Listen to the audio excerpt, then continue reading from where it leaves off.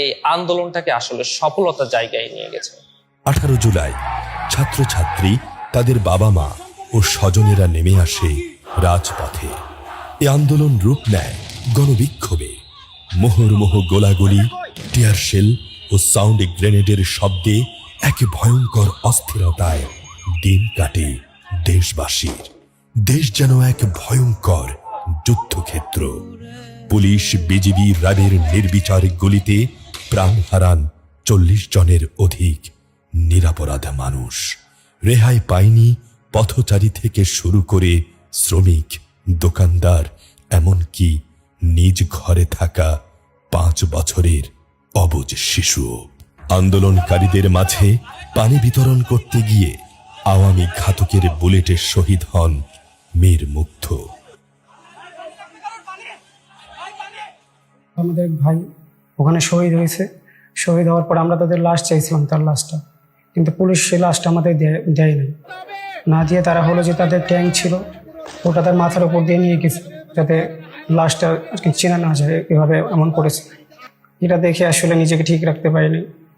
এরপরে পুলিশের সামনে যাওয়ার পরে তারা ধাওয়া পাল্টের পর একটা গুলি আমার পিঠে লাগে, পিঠে লেগে পিঠের সামনে দিয়ে বের হয়ে যায় আর কি। তো আমি যখন আমার টি শার্টটা তুলি তখন দেখি যায় নারী বুড়ি সহ সামনে বের হয়ে গেছে। এক পক্ষে শুধু লাঠি আর ইট, আর অন্যদিকে সব ভারী অস্ত্র। উত্তর আধুনিক মেডিকেলের সেদিনের অবস্থা আসলে মনে হচ্ছিল গাজা উপত্যকায় আছি। সেখানে একের পর এক গুলিবিদ্ধ শরীর আসতেছিল, কারো মাথায় গুলি, কারো বুকে গুলি। রাতে সারা দেশে কোনো প্রকার পূর্ব ঘোষণা ছাড়াই ইন্টারনেট ব্ল্যাকআউট করে দেয়া হয়। এ সময় দেশের ছাত্র জনতা, অভিভাবকদের মধ্যে সকল উৎকণ্ঠা, উদ্বেগে ছাপিয়ে আন্দোলন চালিয়ে যাবার দৃঢ় প্রত্যয় জন্ম নেয়। 19 জুলাই ঢাকা সহ সারা দেশে 229 প্লাটুন বিজিবি মোতায়েন হয়। তৎকালীন সরকার তার নিজের জনগণের উপর হেলিকপ্টার ব্যবহার করে গুলি ছুটতে থাকে। দেশের বিভিন্ন স্থানে র্যাব, পুলিশের স্নাইপারের গুলিতে আহত হয় অগণন সাধারণ ছাত্র জনতা। শহীদ হন 120 জনের অধিক। যেন ঘরে ঘরে মৃত্যু দূত হয়ে আসে ফ্যাসিস্ট হাসিনার রেজিম। একটা ছেলে উপর হয়ে পড়ে আছে, তা আমি ভাবলাম ও মনে হয় হোঁচট খেয়ে পড়ে গেছে খুব সম্ভবত। তো আমি ভাবলাম যেহেতু ছেলেটা পড়ে গেছে আর এখানে গোলাগুলি হচ্ছে, তো আমি ওকে একটু হেল্প করি, আমি ওকে উঠা নিয়ে আসি। যখন ও উপরে ছিল, যখন আমি ওর বডিটাকে উঠালাম, এত পরিমাণে রক্ত এখানে বের হয়েছিল। রাস্তাটা প্রায় কোরবানিতে আমরা গরু জবাই দিলে যেরকম রক্ত প্রবাহ থাকে সেরকম রক্ত মানে ফিনকিতে ছুটতেছিল রক্ত। এই পাশে গুলিটা লেগে এই দিক দিয়ে বের হয়ে যায় আর এতবার ছিদ্র হয়ে যায়। সো স্বাভাবিকভাবে আসলে আমিও আমার আসলে এত রক্ত জীবনে কোনো দেখিনি, মানুষের রক্ত।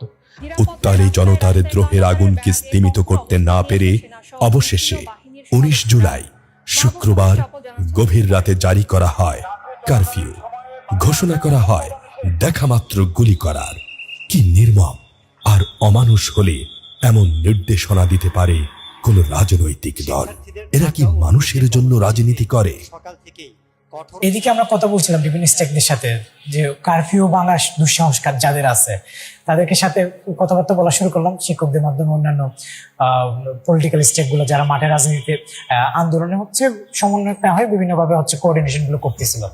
তো পরে দেখা গেল যে আমরা সিদ্ধান্ত নিলাম যে আন্দোলন হবে, কারফিউ ভেঙে আন্দোলন হবে। 20 জুলাই সেনা মোতায়েন অবস্থায় কারফিউ ভেঙে দেশের বিভিন্ন স্থানে বিক্ষোভ করেন আন্দোলনকারীরা। আমরা পরের দিন 10টায় মিছিল করি।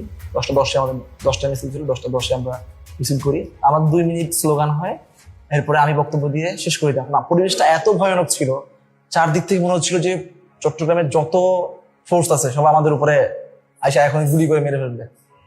2 মিনিটের ভিতরে আমরা সব জায়গা ত্যাগ করি এবং সেখানকার পরিবেশটা আমরা 2 মিনিট যাওয়ার পরে পরের 2 মিনিট পরে পরিবেশটা এত ভয়ানক হয় এবং চট্টগ্রামের সকল ফোর্স আইসা এখানে জড়ো হয়।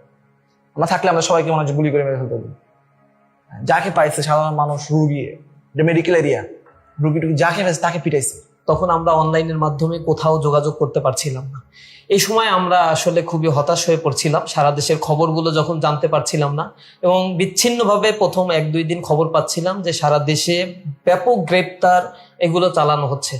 একটা পর্যায়ে আমি বাড়ি থেকে বের হয়ে প্রায় বলা চলে কখনো 15 কিলোমিটার কখনো 10 কিলোমিটার দূরে গিয়ে অফলাইন নাম্বারের শাখাগুলোর সাথে কথা বলে ওই দিনের আপডেট নিয়ে এবং বিগত আগামীতে কেমন কর্মসূচি আসতে পারে, কত গ্রেপ্তার হলো, কত নির্যাতন বা রিমান্ডে কাকে কাকে কিভাবে নেওয়া হচ্ছে, এই তথ্যগুলো আমি এগুলো সংগ্রহ করতাম এবং একটা নির্দিষ্ট টাইম আমাদের দেয়া থাকতো যে আমি বিকেল 5টা থেকে 6টা পর্যন্ত এই শাখার সাথে যোগাযোগ করব।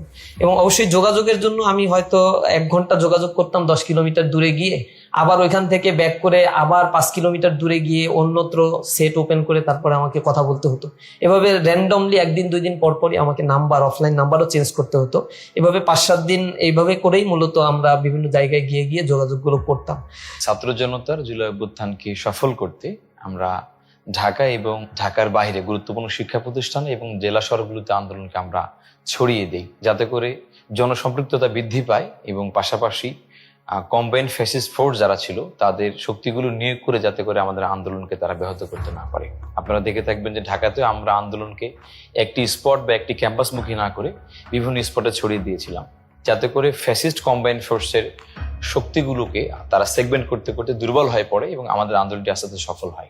আন্দোলনের সবচেয়ে ক্রিটিক্যাল টাইম যখন ছিল 19 তারিখ থেকে 2 তারিখ পর্যন্ত, ওই সময়ে আপনারা জানেন সারা দেশে ইন্টারনেট শাটডাউন ছিল এবং কারফিউ জারি অবস্থা ছিল প্রথম 1 সপ্তাহ। ওই সময়ে আমাদের অফলাইনে আমরা একটা নেটওয়ার্ক তৈরি করেছিলাম। আমাদের অফলাইন নেটওয়ার্ক সামগ্রিকভাবে সমন্বয় করত বিশ্ববিদ্যালয়ের সাবেক সভাপতি এবং কেন্দ্রের সাহিত্য সম্পাদক সিবগাতুল্লাহ ভাই, এবং এর পাশাপাশি ওই সময়ে আমাদের যারা সমন্বয়ক ছিল সমন্বয়কদেরকে সেফ হোমে রাখা, তাদের সামগ্রিক খোঁজখবর নেওয়া এবং প্রতিদিন তাদের সাথে সার্বক্ষণিক যোগাযোগ আমরা রাখতাম। আন্দোলনকে দমন করতে কোটা সংস্কার আন্দোলনের অন্যতম সমন্বয়ক ঢাকা বিশ্ববিদ্যালয়ের শিক্ষার্থী নাহিদ ইসলামকে মধ্যরাতে আইন শৃঙ্খলা বাহিনী তুলে নিয়ে যায়। এছাড়াও সমন্বয়ক আসিফ মাহমুদ ও আবু বাকের মজুমদারকেও বিভিন্ন সময় তুলে নেওয়া হয়। এরপর আসে সেই ঐতিহাসিক 9 দফা দাবির পরিকল্পনা ও বাস্তবায়ন। 24 ছাত্র জনতার গণঅভ্যুত্থানের সবচেয়ে ক্রুশিয়াল যে সময়টা ছিল, ওই সময় আমরা ফুললি আন্দোলনের সাথে কানেক্টেড ছিলাম। আপনারা জানেন 19 তারিখের পরে ইন্টারনেট ব্ল্যাক আউট ছিল, সমন্বয়করা বিক্ষিপ্ত বিচ্ছিন্ন অবস্থায় ছিল। ওই সময়ে পলিসি কি হবে, সেই পলিসি সকল অংশীজনদের সাথে আলাপ করে ঠিক করা, এটা আমরা প্রতিদিন আমাদের জায়গা থেকে আমরা করার চেষ্টা করেছি। এবং এই যে 9 দফা প্রণয়ন করা, 9 দফা প্রণয়ন করার পরে মিডিয়া হাউসগুলোতে পৌঁছে দেওয়া এবং মিডিয়া হাউসে পৌঁছানোর পাশাপাশি আবার মাঠ পর্যায়ে এটা এক্সিকিউশন করা, এই সামগ্রিক কাজ আমরা আপামর ছাত্র জনতা এবং অন্যান্য অংশীজনদের সাথে আলাপ করে আমরা বাস্তবায়ন করেছি। এই শুক্রবার বিকেল বেলা আমাকে হচ্ছে ছাত্র শিবিরের সেক্রেটারি, ঢাকা বিশ্ববিদ্যালয়ের যে সেক্রেটারি ফরহাদ ভাই আমাকে ফোন দিল। ফরহাদ ভাইয়ের সাথে আমার আন্দোলন কেন্দ্রে পরিচয়। ফরহাদ ভাই যখন আমাকে ফোন দিল যে এই পরিস্থিতি হয়তোবা এই যে বেহাত হতে যাচ্ছে কিংবা হচ্ছে যে শহীদের রক্তের সাথে কিছু বেইমানি কিংবা কিছু করতে যাচ্ছে, এখন আন্দোলন স্টেক করতে হবে। তখন বললো তাহলে কি করা যায়, বললেন যে তাহলে আমরা হচ্ছে কি স্পষ্ট করে দাবি দেওয়া, সেটা আমাদের আগে থেকে মাথায় ছিল। তো দাবি দেওয়া বলেছে ফরহাদ ভাইয়ের সাথে আমি আলোচনা করতেছিলাম। তখন আপনি জেনে থাকবেন নেট একদম স্লো, মানে ইভেন ফোনে মানে কথা বলা যাচ্ছে না, বারবার কেটে কেটে আসছে। আমি তখন মানে বের হয়ে বিকেলবেলা যাত্রাবাড়িতে আন্দোলন করতেছিলাম। এর মধ্যে ফরহাদ ভাই ফোন দিলে আমাকে। তো যখন কথাবার্তা হচ্ছে ভাই বললো তাহলে আমরা কিছু দাবি দেওয়া বলি, তাহলে তুমি সেগুলো শুনো। প্রথম দাবি হচ্ছে কি ছাত্র হত্যা দায় নিয়ে প্রধানমন্ত্রীকে জাতির কাছে প্রকাশ্য ক্ষমা চাইতে হবে, স্বরাষ্ট্রমন্ত্রী পদত্যাগ করতে হবে, বিতর্কিত বক্তব্য দেয় হচ্ছে উপাধ্যক্ষদেরকে পদত্যাগ করতে হবে, কিংবা হচ্ছে কি police super, police commissioner, DIG এদেরকে হচ্ছে বরখাস্ত করতে হবে, সন্ত্রাসীদের আইনে আওতা আনতে হবে, ডিসি প্রক্টরকে হচ্ছে পদত্যাগ করাতে হবে। আমাদের মঙ্গলবার রাতে যে মিটিং এ যে সিদ্ধান্তগুলো হলো, যে পয়েন্টগুলো উঠলো, যে দাবিগুলো আসলো, সেই দাবি মিলিয়ে মিশে হচ্ছে আমার 9 দফা দিয়ে। এই হচ্ছে 9 দফা। ছাত্র শিবিরের যে ঢাকা বিশ্ববিদ্যালয়ের প্রেসিডেন্ট, উনি আমাকে ফোন দিলেন, যে কয়েকজন ব্যক্তি নাম্বার দিলেন, যে এই ব্যক্তিগুলোকে তুমি একটু হচ্ছে গিয়ে ফোন দিয়ে বলে যাও যে 9 দফা আমাদের পক্ষ থেকে, আমার পক্ষ থেকে আসবেন, আপনি একটু সেটাকে রিসিভ করেন, সেটা হচ্ছে গিয়ে বাইরের দেশে আপনার যে বিষয় সেটা প্রচার করার ব্যবস্থা করেন। তো আমি তাদেরকে ফোন দিলাম, যথারীতি ফোন দিয়ে তাদেরকে ইনফর্ম করলাম।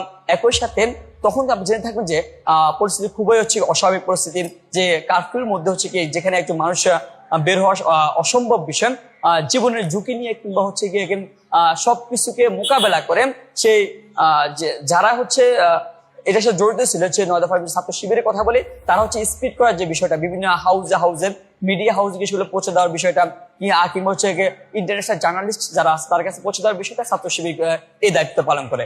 21 জুলাই হাইকোর্ট 7% কোটার রায় প্রদান করে। সেই দিনই সারা দেশে শুরু হয় চিরুনি অভিযান। আটক করা হয় হাজার হাজার শিক্ষার্থীকে তাদের উপরে চালানো হয় নির্যাতনের স্টিম রোলার।